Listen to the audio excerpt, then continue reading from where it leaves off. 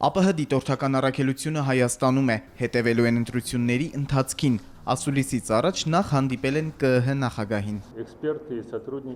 Մեր առաքելության կազմում ընդգրկված անձինք պետական եւ հասարակական հատվածներում աշխատանքի ահռելի փորձ ունեն, ինչը թույլ է տալիս վստահ լինել, որ ընտրություններին կտրվի անաչառ եւ օբյեկտիվ գնահատական։ Սերգեյ Լեբեդևը նշեց, որ դիտորդական խումբը Երևանում է մարտի 14-ից։ Այս թիմից ընտրություններին կհետևի 172 դիտորդ, ԱՊՀ 8 երկրից։ Այստեղ ենք ձեր երկրի ղեկավարության հրավերով, ասաց Լեբեդևը։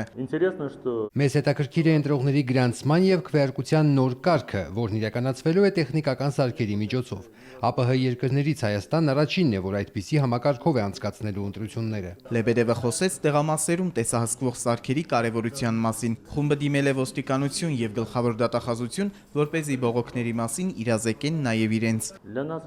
Մեզ համար առաջնահերթ է ընտրությունների ընթացքին օբյեկտիվ գնահատական տալը։ Խմբի ղեկավարն ընդգծեց, որ ակնկալում է պարզ ու թափանցիկ ընտրություններ։